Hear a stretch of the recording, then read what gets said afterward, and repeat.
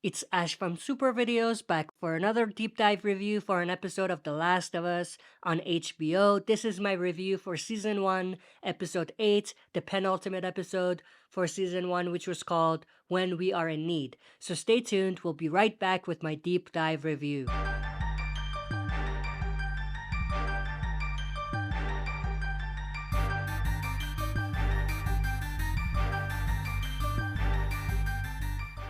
Alright, as always, before we dive into it, smash the like button, subscribe to join our community, and press the bell to be notified when I upload on the channel. With that said, let's dive right into it. Now, starting off with the opening of the episode, which was obviously introducing us to David and his village. Now, obviously, if we compare things to the video game, we didn't really have as much of a deep focus on David, and especially not on his community, which we actually got in the TV adaptation, which I actually thought was a good addition, and it definitely made the audience put themselves into the shoes of the different people that we were seeing in that community. So that was definitely a plus in my opinion.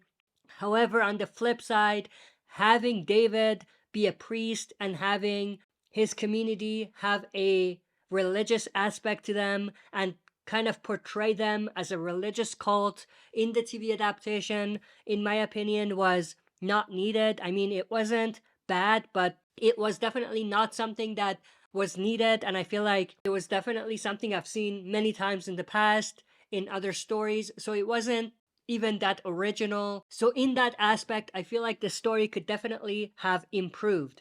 Now, one thing I do want to mention is I loved the story which had to do with one of the young kids that was living there losing their father, which was obviously revealed later to have been killed by Joel. But I do love the story that they inserted here. And the reason why is I feel like the story here is an Easter egg or some sort of a tease for the story that we're going to see in part 2 with Abby. I could be wrong, but I feel like the writers put this in here for video game fans to get them talking and to get them excited for season 2, because obviously there's a lot of similarities between what we see here, Joel killing this girl's father and this girl wanting revenge, wanting the person who did it to be put to justice, to be killed. That definitely has a lot of parallels with part 2 with Abby, her father, and Joel. So I feel like this was definitely done on purpose, and I definitely like what they did. Now, I don't want this to be Abby, it makes no sense, but I do like the tease. Speaking of part 2, her mother, who we see in the background, actually looks a lot like Mel from part 2 of the game as well, which was obviously someone that was close to Abby as well. So that's either another tease or some sort of an Easter egg. As far as I'm concerned right now, this is just a tease, just to get the fans excited, and not really something that impacts the story. Obviously, we have to talk about James. This was the first glimpse at James in the TV version, who's obviously played by Troy Baker, who voiced Joel in the game. I did definitely love his role, and I definitely loved that they didn't add more just because of the person that was playing him. So I loved that they kept it reasonable in terms of his role in the story, but also made it memorable. But the next thing I want to talk about is I absolutely loved the back and forth conversation between James and David here, talking about the rations running out and, the idea of them running out of food fairly quickly. I think this was great setup for the reveal later about who this group is. I'm talking about the fact that they're cannibals. Now, this wasn't the only tease or foreshadowing for that. I'll touch on that more when we get there, but there's a bit more that they did in that regard, which was great.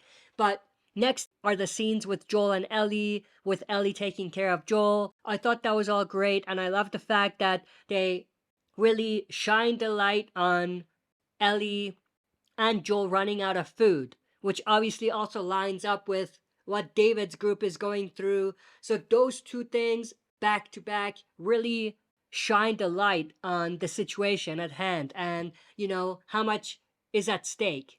And obviously this led to Ellie having to go hunt, which I absolutely loved. It was just like the game. They even had the scene with her trying to hunt the rabbit, just like the game. Now, in the game, I think she even hunted the rabbit, so that's a little different, but overall, I think that it worked really well. She shot the deer, which was awesome. This goes back to a conversation that Joel and Ellie had, with Joel telling Ellie that he's not worried about her hunting, he's worried about her undressing the animals. Remember that? So I thought that this was great because it connected back to that a little bit as well. But when it comes to how James and David come across Ellie, that was a little different in the game. Both worked. I don't have a preference in terms of which was better, but I absolutely loved the interaction between them here. Just like the game. I mean, if you go back and watch the game, identical. So nothing much to break down. I mean, it's exactly like the game, and it was done well. Next thing I want to talk about is the interaction with David and Ellie here. Again, this was for the most part just like the game. The only addition, which I thought was great, and it definitely made it better, was how David talked about the quarantine zone at Pittsburgh, I think, falling and the Fedra and all of that. And I thought that that made the world feel a bit more genuine, because in the game, it did feel like things were really isolated. So I love the fact that they have some connective tissue between things so that it doesn't feel completely like we're in complete isolated stories throughout the main story. But I love the fact that they kept David's pretty infamous lines with "there's no such thing as luck" and "things happen for a reason" and stuff like that, which obviously connected to him revealing to Ellie that he knows that Ellie and Joel were involved in the murder of one of his guys. I really like the back and forth between Ellie and David there. Not much to talk about. And obviously, with James coming in and all of that, everything works the same way in the game, so not much to break down. I loved all of it. Next thing I want to talk about is when James and David return to their village. Obviously, there's this scene where the group is kind of waiting for David to talk about what happened, which makes sense because James came in earlier, so he probably told the group about who they encountered, so all of that lines up. But I did love the fact that they had the girl saying, "We want justice," or "You should kill them both," or something like that, referring to Ellie and Joel, who are responsible for her father's death. This lines up perfectly with what I said earlier about the setup, or not really the setup, but the tease at the story from part 2. So I thought that it was great. However, what I didn't like is the scene that they had in there with David slapping the girl in the face. I mean, I get it that they wanted to focus on David's violent nature, but I feel like this was not as smooth as it could have been. It felt out of place. You know what I mean? Like if they had a little bit more in there earlier, teasing at something with David being violent, it would have made more sense, but it just felt like it was missing something. You know what I mean? It felt like they didn't really set it up properly. And I know why they did it, because they wanted it to be a shock, but it just felt like it was out of the blue, and it felt like it didn't really connect. I don't know if I'm describing that right or not, but something just felt off about this scene, especially with the way that they presented David earlier on. It may have worked better to have maybe David have a bit of violent outbursts in front of his soldiers or something like that. Maybe not to the extent of hitting any of them or slapping any of them, but something where you feel like this is in this guy. That wasn't really there. So I feel like that was a bit of a missed opportunity for them to really expand and highlight this particular scene. But the next thing I want to talk about is obviously David's men coming to where Joel and Ellie are and hunting them down. And I love the fact that they had this back and forth between James and David, which definitely teased at some level of animosity between the two, which I think they could have focused on even more, but they didn't really do that. But I loved what they did with David saying, "I don't mean to question your sense of mercy," or something like that, mentioning that if they bring Ellie back, she's just another mouth to feed. And that was great because it just makes the guy feel more reasonable, as opposed to David, who isn't as reasonable. You know what I mean? But the next thing is obviously Ellie seeing David's men come in and kind of giving the knife to Joel. I thought that that was great. We didn't really see this scene in the game. Ellie didn't really give Joel a knife. She just left. She told him, obviously, but she left. And then right away, Joel kind of stood up and got prepared to fight back. They changed that slightly, and I think it worked. I mean, it definitely works that we see Ellie giving a knife to Joel and Joel not waking up right away. So I think that that really worked in terms of how everything flowed and how smooth it was. But I love the fact that they had Ellie come from behind and then shoot at the guys. That was cool. Trying to escape or lead them away was cool. And I like the fact that they kept this scene just like the game where someone shoots the horse. Obviously, it's James in the TV show. I don't know if it was James in the game, but it happened the same sort of way. But I think this was an addition with James kind of coming in to finish the job and kill Ellie to get revenge, obviously, but being stopped, of course, by David. So I thought that that was really awesome. Next thing I want to mention is I love this interaction between David and his men saying if you're really hungry for revenge, then deliver something like that. So that was cool. And I love the fact that they had David pick up Ellie like this here because this, I feel, is an Easter egg or a callback to the same scene or the same type of scene in the premiere with obviously Joel and the girl that was killed at the Fedra camp, at the quarantine zone, but also the scene with Joel losing his daughter Sarah. So there's a lot of similarities between those three scenes. Next thing I want to talk about is Joel killing one of the guys that was there, one of David's men. I thought that that was great. I mean, it was calm but brutal, which I thought worked really well in terms of making it impactful. But the next thing I want to talk about is stuff with David and Ellie in the cage. Now, there was two separate scenes. One where we had David just talking to Ellie about how she's gonna have a new life now, how things are gonna be different, and all of that. I feel like this was unnecessary. I mean, they could have just had a little bit of this, but not here, a bit later. I feel like there was a good maybe 5-6 minutes here wasted, which they didn't really need to have. Next thing is obviously the interrogation scene, or what I like to call the Joel using the map tactic scene. I thought that was great. It was brutal, it was violent, and I think that it was definitely impactful and pretty awesome in terms of showcasing how violent and how crazy Joel can get if it comes down to him saving someone he absolutely loves. This went down exactly how it went down in the game, so they kept it pretty much exactly the same, so that was awesome. Now, I do want to talk about the reveal about David's men being cannibals. Obviously, it all started with David bringing in the food for Ellie, and then obviously Ellie looking and David realizing that Ellie is looking at an ear on the ground. So this is obviously when he was chopping up someone, and this revealed to Ellie that at least he was chopping people up. I don't necessarily know if Ellie knew that they were eating people, but I think she realized that they were chopping people up. Now, they didn't necessarily have anything in there to reveal to Ellie that they were eating people, so it felt a little out of place for her to say you're eating people in that scene where she did, because she didn't know. You know what I mean? So I feel like there was a bit of dialogue that was left to the audience's imagination and they didn't really have it.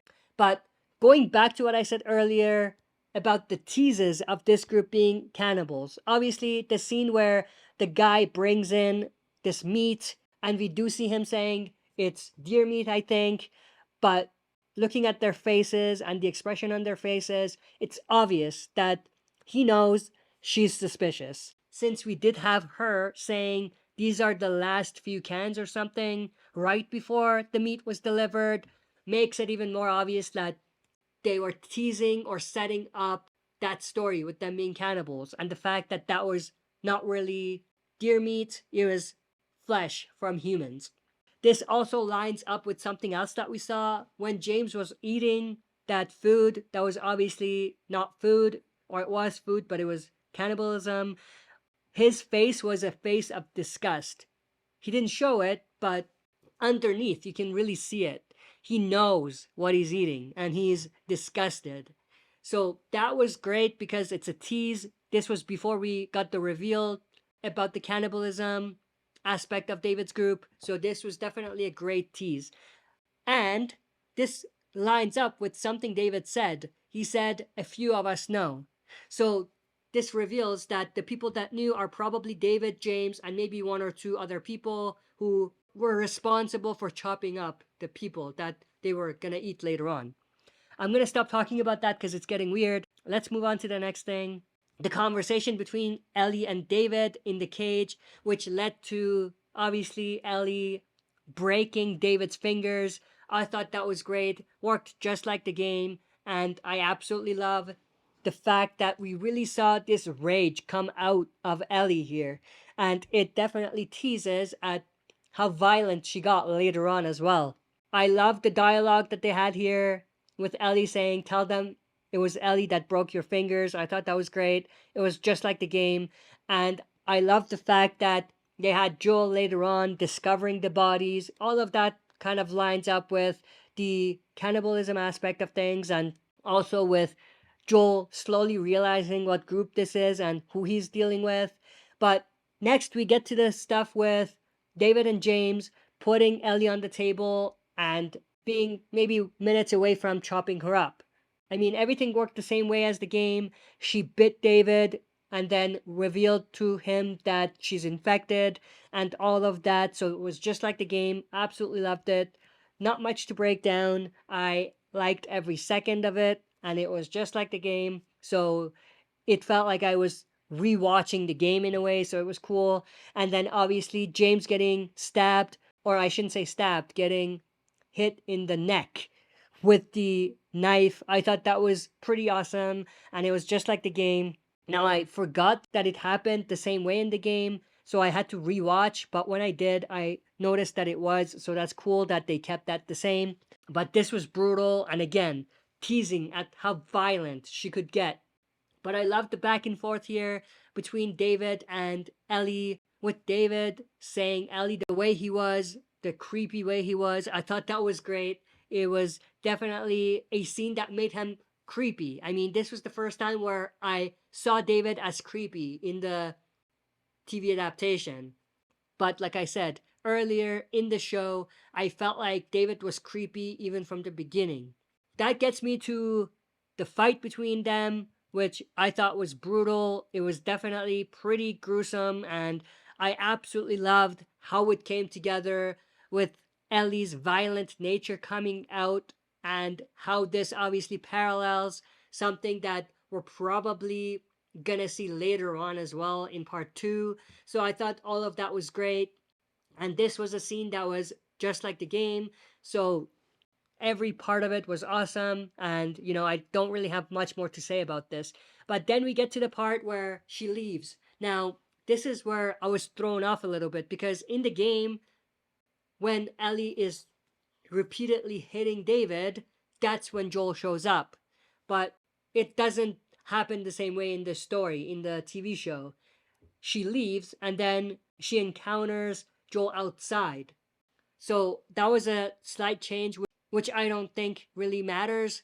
It didn't really make things better or worse. It was more or less the same thing, but it was just a little different. But that whole scene between Joel and Ellie here, their facial expressions, the dialogue, absolutely lovely. I mean, with Joel saying baby girl for the first time after maybe 20 years, it was definitely awesome stuff. And I love the fact that we hear that when we actually see the watch as well. The watch that Sarah, his daughter, gave him. So I think that was clever the way it was done, and I absolutely loved it. That's pretty much everything I wanted to go through. As far as a rating for this episode, I would have to give this episode a 9 out of 10. A very solid episode, one of the top 3 episodes of the season, I feel, but it's not quite a 9.5 out of 10 or a 10 out of 10. I feel like a 9 out of 10 is reasonable for this episode. But that's pretty much everything. I hope you enjoyed this video. If you did, smash the like button, subscribe to join our community, and press the bell to be notified when I upload on the channel. That's it for this video. See you next time for another super video.